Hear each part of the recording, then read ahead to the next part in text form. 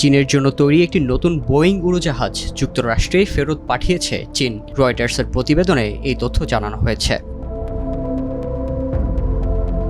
এতে বলা হয়, বোয়িংয়ের 737 ম্যাক্স মডেলের একটি উড়োজাহাজ যুক্তরাষ্ট্রের স্থানীয় সময় 19 এপ্রিল সন্ধ্যা 6:11 সিয়াটেলে অবতরণ করে। চীনা আকাশ সেবা প্রতিষ্ঠান জিয়ানমিন এয়ারের জন্য তৈরি করা উড়োজাহাজটির গায়ে প্রতিষ্ঠানটির নাম ও তকমা লেখা ছিল।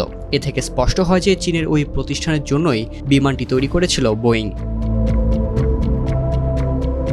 চীন থেকে যুক্তরাষ্ট্রে ফেরার পথে প্রায় 5,000 মাইল বা 8,000 কিলোমিটার পথ পাড়ি দিয়েছে উড়োজাহাজটি। যাত্রাপথে জ্বালানির জন্য গুয়াম ও হাওয়াইয়ে যাত্রা বিরতি করে এটি। বোয়িংয়ের চীনের ঝৌসান কেন্দ্রে চূড়ান্ত প্রস্তুতি পর্বে থাকা 737 ম্যাক্স মডেলের কয়েকটি উড়োজাহাজের মধ্যে এটি একটি।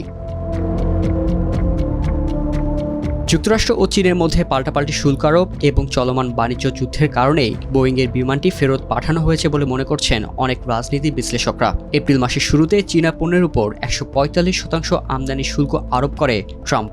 এর জবাবে 125% পাল্টা শুল্ক বসায় চীন।